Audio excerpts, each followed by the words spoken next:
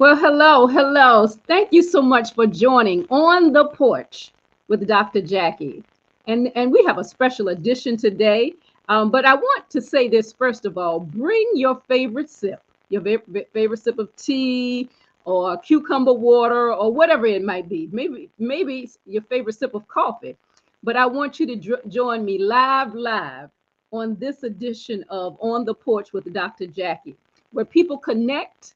Mhm, and cross transformational thresholds. So, some of you have already said, so who are you? And I'm going to tell you. So, I am Dr. Jacqueline White Maxwell. I'm a transformational and leadership coach. I'm also the founder of Jack Lavelle Coaching and Consulting Group. And I have had the opportunity to spend years helping individuals conquer challenges and overcome obstacles that have gotten in the way of them experiencing their true destinies. So while you are sitting back, getting ready for On the Porch, I invite you to share. I invite you to like, all the things you learned in elementary school, share, like, okay, engage, But I want you to share on the various platforms as far as your social media and like you might hear and see something that not only will be beneficial to you, but you might think of someone else that might be able to gain something from this. Now, if you are listening and this is a part of the replay, thank you. I first of all want to say I appreciate you taking that time, but I also want to say type hashtag replay in the comment section. And so on the porch, we do like engagement. I mean, if you think about it, if you're sitting on the porch, somebody's going to walk by, drive by, and you engage with them. And that's what I would love for you to do. So if you want to find out more about who I am and what I do and all of those good things, I encourage you to go to jacklavelle.com. And I'll put that information up shortly, but jacklavelle.com. So why on the porch? That's a good question. You see, on the porch, we live in a culture, we live in an environment that's craving the power of community. Think about it. The front porch has always been where community has been created. So we've crossed thresholds through connection and thresholds through collective wisdom. And that's what On the Porch with Dr. Jacqui is all about. So get ready to step up on that welcome mat. But it has been created for you to enlighten, engage, and empower. All right, so let's get busy. I was thinking about needing to reclaim our sense of control. We're in a time of an uncertainty, yeah, and it's essential to reclaim what we can control. And this kind of emphasizes the work that I do and the work that our special guest does concerning grief. And if you're thinking, grief, did someone die? Well, no. Any change in a familiar pattern of behavior, it's normal and it's natural to grieve. That's right. Any change in a familiar pattern of behavior. So am I telling you, if you get a new job, you grieve? Sure, you grieve missing some of those friends, those experiences, even the trip to work. But today on the porch, we're discussing healing hearts and bridging divides. And we're featuring the founder of the Garden of Grief Healing LLC. Today we will explore the complete emotions and the complication of emotions that accompany personal and collective grief, from the loss of a loved one to the profound feelings of uncertainty. We also are going to talk a little bit about what happens during a particular season. Seasons such as various anniversaries or special days or even holidays. Well, who is our special guest? I'm glad you asked. I want you to be ready with those ears, but I also want you to be ready with your heart. I want you to be a heart with ears because we have a passionate leader, a mentor, a teacher a grief counselor, yes, and an ordained minister, Reverend Deborah Daniels. Reverend Daniels has previously served numerous ministry positions, which have included associate minister, youth minister, financial minister, and even a director of a liturgical dance ministry. Yeah, we want to find out a little bit about that. A culmination of Reverend Daniels' life and ministry experiences has enabled her to develop ministries such as grief and healing and helping each reach success.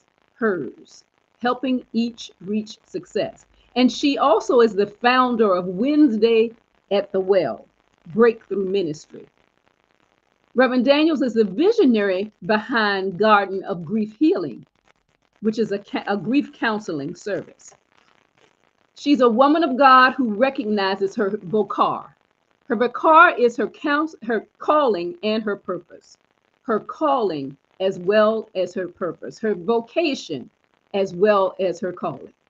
Reverend Deborah knows how to purposefully minister to the brokenhearted and comfort those who mourn.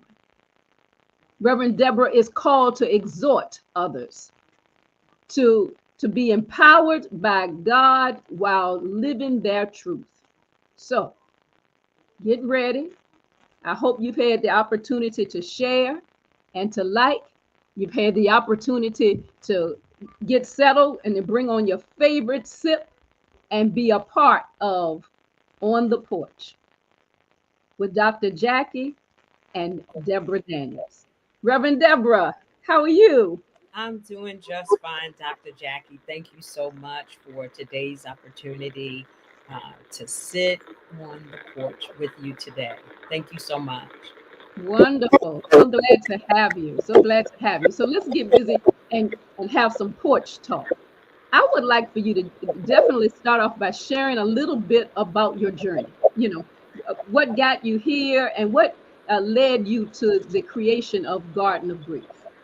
Wow. Thank you so much. It's a story that I love sharing and telling, as it is a way for me to explain how I found meaning in my loss and the grief associated with it. So for me, I lost my parents 11 years ago. This month, actually, just before Thanksgiving, will be the 11th anniversary of my dad's passing.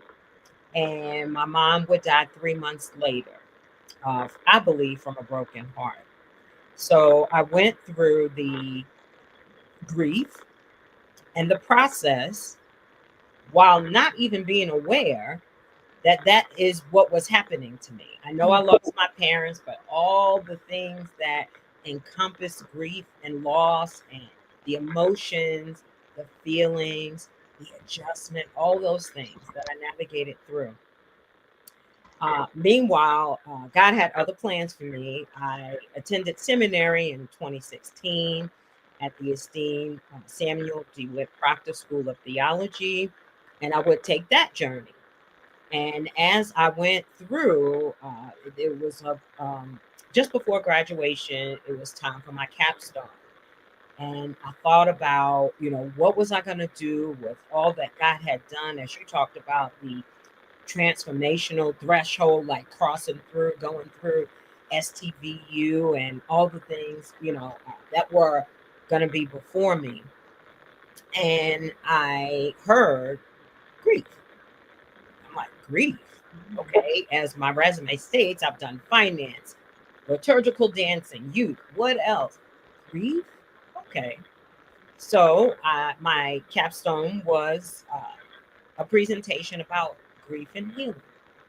And I did it in honor of my parents, to do the work, even though the process was still not very clear to me what I had just gone through or was still going through.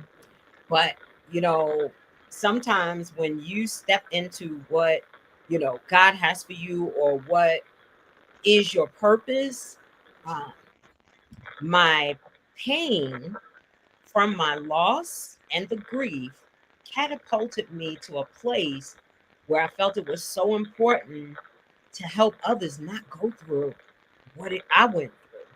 But let's just say walk alongside them. Mm-hmm.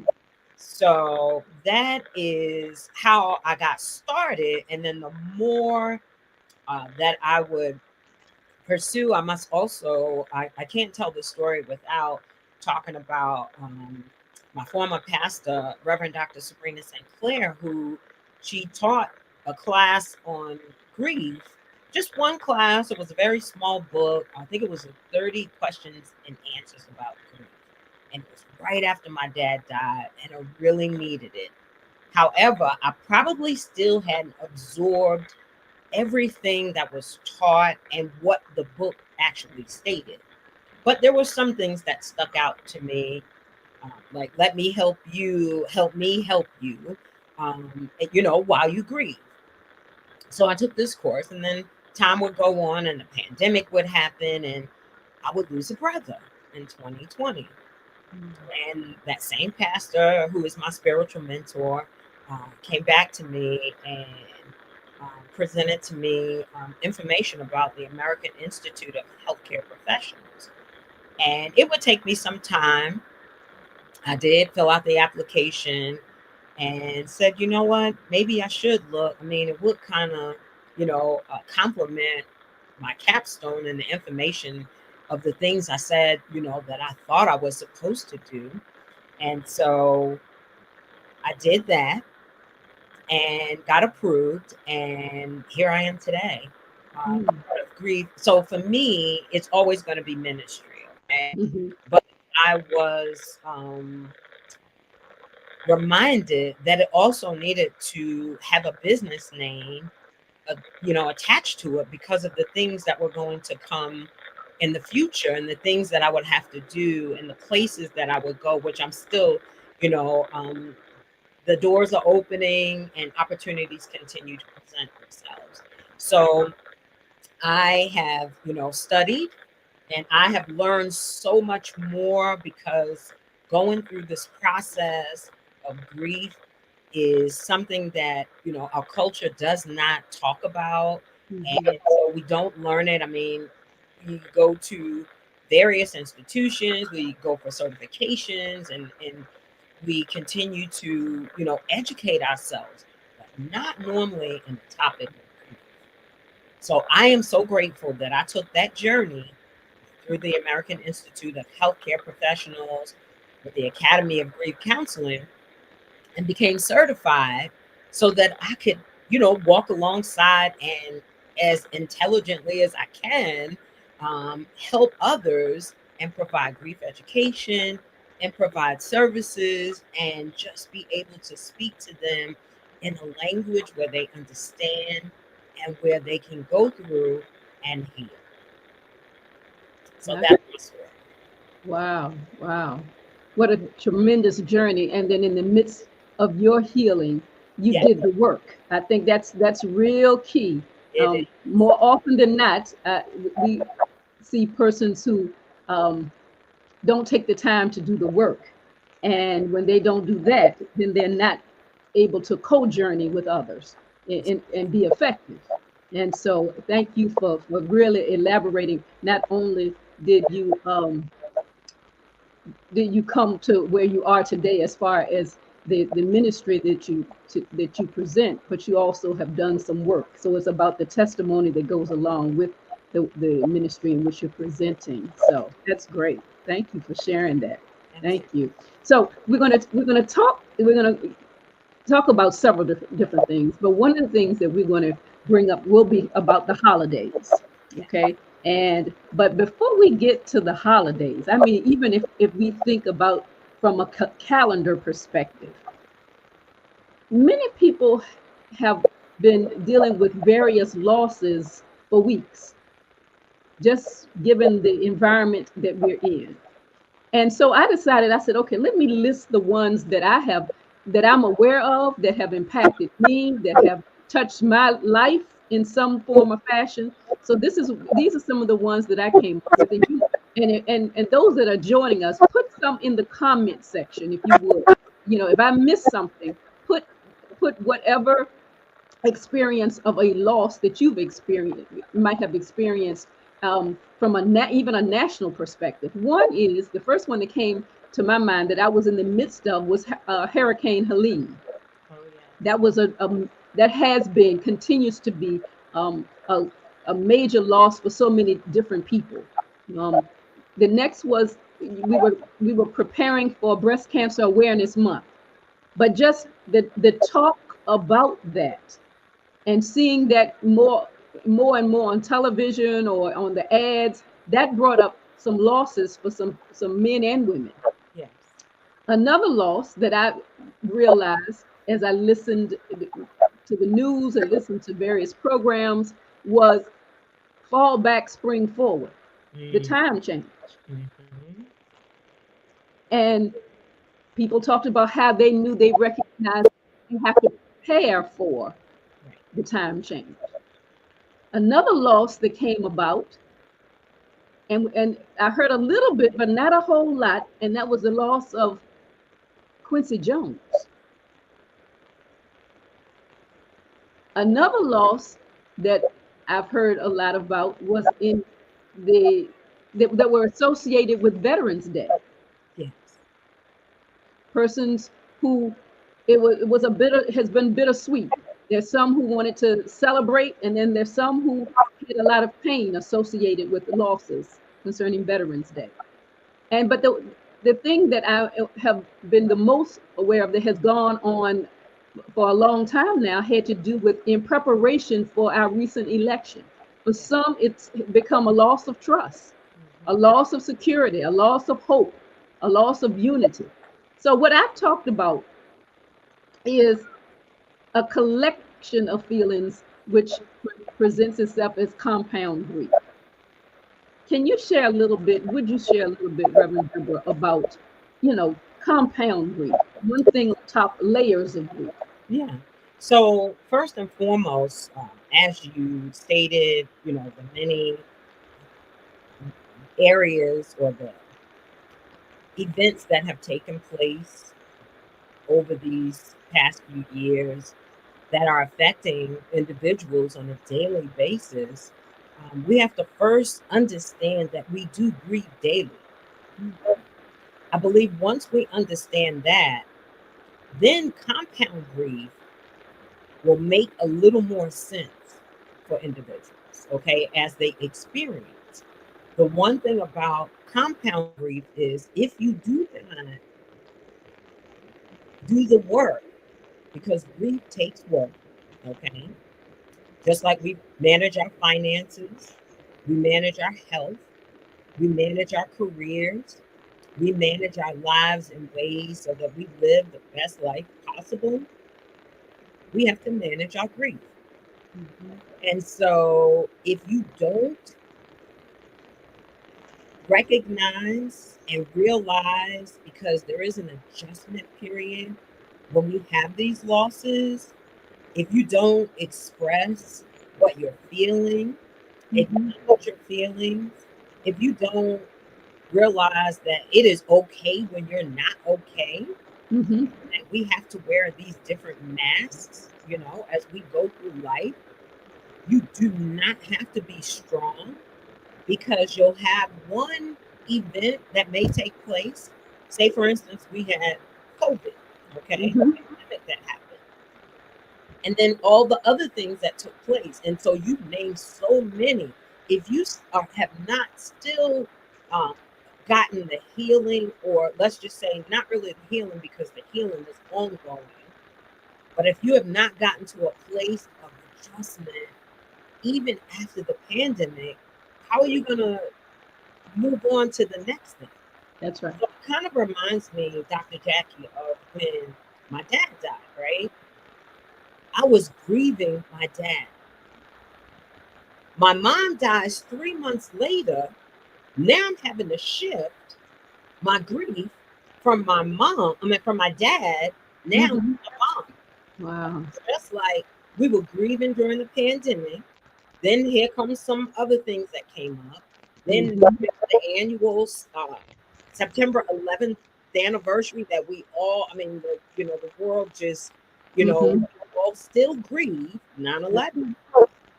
Then comes, you know, Hurricane Helene and the, you know, all the other things that you mentioned. And then all the other things, James Earl Jones, and then there's Beverly for those, you know. That's right. That's right. All the things. I mean, these are the things, like you said, the changes that have taken place.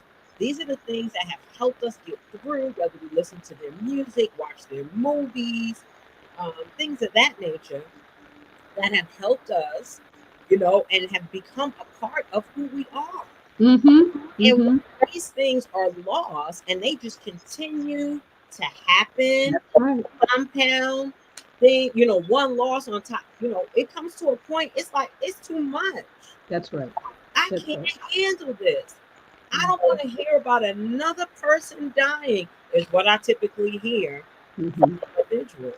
It's just too much. Right. So true. So true. And so much needed.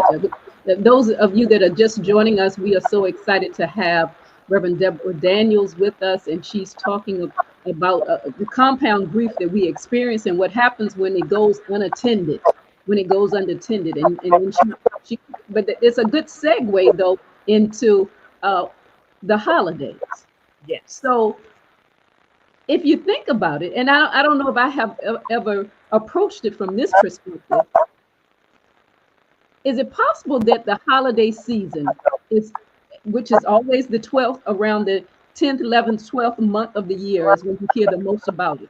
Is it possible, Reverend Deborah, that it becomes so overwhelming and overbearing to people because there's been unattended grief from January until the end of the year, and then it carries on to the next year, and then it's that baggage that, you know, we pack some baggage, and then we go to the airport, and then we try to take all that we can possibly take on board.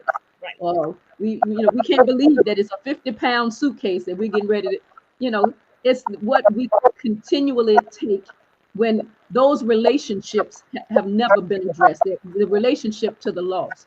So the holidays can be especially difficult time for people who are grieving. What are some things that you can possibly start right now as far as preparation? Absolutely. So, and I love what you said about, you know, the baggage, and, you know, because compartmentalizing the emotions or these losses, you know, you can't make them go away because they're part of who you are. And if you don't, because they are attached to you, these things, these, you know, the persons, the music, the events, you know, if you didn't live in the state where Hurricane Helene, someone you may have known, and then, you know, all the talk of all the other hurricanes that were, you know, headed our way, or the way of those that you love. But the holidays, I would say most individuals started feeling something probably around November 1st. You start feeling different. You start feeling, you know, a little more down, and you might try to, you know, attribute it to maybe the time change, as you said, you know, falling back, things of that nature. But it's a culmination of things.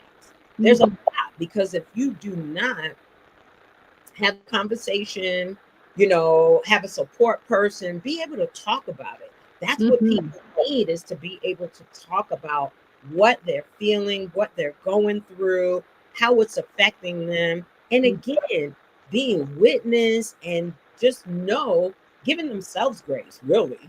And it's okay that you're not okay. Yes. And, you know, the holidays with the, you know, we've already started seeing the Target commercials. We've already started seeing the Macy's commercials, you know, all those things in preparation of the holidays. And so we have persons who are without, you know, loved ones, because holidays are based on relationships. We're having to readjust how we do things. So really acknowledging what you're feeling is so helpful. I'm not okay. I don't know how I'm going to spend the holiday. I don't know what I'm going to do. What about the traditions? What about what we used to do? There are so many ways that you can approach it. One Mm-hmm. way is to do what you can. If you can't do anything, then don't. It's okay. If you tell someone that, I will participate in your holiday festivities, but then on the day that the holiday, say on Thanksgiving, you're so emotionally and physically showing symptoms, and you're not able to even get up out of the bed on those days, that's okay. Mm-hmm.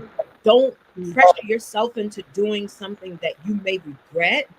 And then you may be going through some of the stages. You may become angry when you get to a place and, you're not in the best of moods.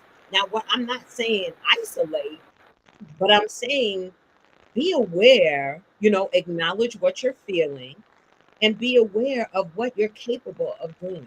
And again, if you're not able to do anything, it's okay. It's Mm-hmm. okay to even change traditions. Mm-hmm. Maybe a staycation, maybe a change of scenery for the holidays Yes. necessary for this year because so much has taken place. And to those of you who are all a part of, say, a family unit, and this is what we've been doing for years, you have to understand that each person's grief is unique. Every person will not go through grief the same way. So Absolutely. if you might be wanting to continue the tradition, gathering together around the table and, cooking food, but in silence because you don't want to upset anybody. So you're not talking about Mm-hmm. what happened, Yeah. especially if you had the loss of a loved one. You can find other ways of, having, creating new traditions is another way you can do it. There's just Mm-hmm. so many different things. You can volunteer at a place, to give back, to know that there are some people who have it a lot, worse, not to take away from anyone's pain or their Mm-hmm. associate with the loss, but there's so many ways that we can give back. Um, Again, just really being in touch and intentional, doing Mm-hmm. the work that grief requires because it does require work. You Mm-hmm. have to check in with yourself, and you absolutely must give yourself grace and give Mm-hmm. yourself permission to mourn the changes and the losses that you've experienced. Mm-hmm. Oh, this is so good. It's so good. And those of you that are just tuning in, thank you for being a part of our conversation on the porch with Dr. Jacqui. And we are joined by Reverend Deborah Daniels. She's the founder of Garden of Grief Healing, LLC. And so we're so glad for her to share with us healing hearts and bridging divides and navigating uh, losses during these difficult challenging time. So one of the things, as our time kind of comes to an end, but one of the things that I'm aware of is the power of connection. That's really important on the porch. But when we understand exactly how we're connected to each other, we have a better understanding of how we can heal and how we can grow. But in this case, I want you to share because I know you got something major that's upcoming, and I'm excited. I'm excited for you, and that is a grief retreat, a virtual grief retreat. And those of you that are part of this conversation, this is something if you need to go get a pen, a paper, or a calendar or whatever, but this is something you definitely want to be a part of. So, Reverend Deborah, go on and share. Share with all of us about what's upcoming, what's on the horizon, because I know we don't want to miss this. Thank you so much. I'm smiling because I'm just so grateful to be able to provide and, fulfill needs. People don't, again, realize what they need, and community is really what we need. We need support. We need community. We need to be able to witness one another when we're going through these life experiences. So what I have done for the last couple of years, I try to um, provide a platform where I can reach as many people as possible. So the best way with, the pandemic taught us a lot. is via Zoom. Mm-hmm. And so I'm hosting the annual fall retreat because it is still fall, although we're approaching the holidays. But we want to get in front of, we want to prepare you for what's to come. Again, I said a lot of people may already be feeling the heaviness associated with the three major holidays that are coming. There's Thanksgiving, there's Christmas, and then there's the New Year that a lot of people don't attribute to being something that people grieve. I hear more people say it's not really Thanksgiving, it's not really Christmas, it's going into the new year with that major loss that has taken place. Okay, so on November 16th, which is this coming Saturday, 11 a.m. Eastern Standard Time, I will be hosting the fall grief retreat. I have some speakers, guest speakers that are coming on to share about their experience with holiday loss. Some are even authors who have written about their story. One has a activity book to help you with hope for the holidays. And so, and again, I'll be sharing information, going into more detail about ways that you can navigate through the holidays as you grieve, because it is a very difficult time. And so we want to be as best prepared as we can. We want to have coping strategies of, a specific thing comes up, say you're invited. Also for the person who's a caregiver or a support person who you may want the best for the person that you're supporting. You may want to ask them to come and be a part of, but it's really not what they are ready to do. You need to know it's okay if they don't attend. We're a part of a fix-it society, and we think we have to fix people, but they're not broken. They're grieving. So come join me on Saturday for the grief retreat. You will register to attend. And if you visit my website, or there's flyers on my Facebook page, my personal and my business page, and Dr. Jacqui, I can share it with you so that you'll be able to share it with your viewers. And then you would need to register to attend this event. Will be about 2.5 hours. And again, you come in, stay as long as you'd like. And glean and witness and be in support of others who are grieving.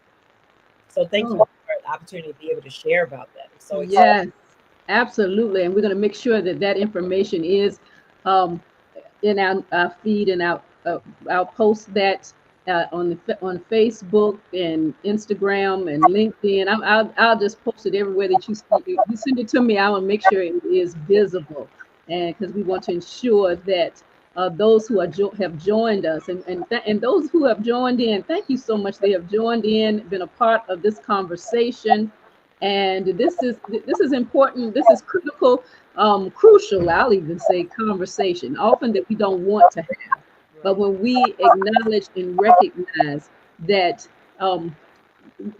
we always have some sort of losses in our life, even as you talked about going into the new year, it's a loss. We recognize we will never see 2024 again. And so being able to grab hold and be intentional about our time and being good stewards of our time and our resources is so very paramount. So again, Reverend Deborah, thank you. Thank you so much for your time, for your wisdom, for sharing with us. We're excited that that information is going to be great. I'm seeing one of our listeners to say, please share how to access the retreats this Saturday and how to sign up. Thank you so much to Bailey Williams for being a part of this conversation. That's going to be put in the chat for you, so you can be a part of that. All right, excellent. All right, any parting thoughts or comments, any words of wisdom that you might have for our audience before we leave? Absolutely. Again, first and foremost, know that grief is normal.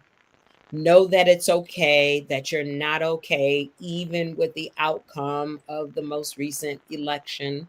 If I could also leave you with this, be kind. For everyone you meet, is fighting a battle. Everyone is going through something that you may know about or you may not know about. So just be kind. And thank you so much again for this opportunity to do what I love to do. Thank you so much. Absolutely. Thank you. Thank you for joining us. All right. We are so happy that we've had this opportunity to talk about some important conversations, some valuable conversations that can impact our lives in so many different ways. Those of you that have asked, how can I get in contact with you? Some of you have information. I'm going to put up a flyer there so that you can see.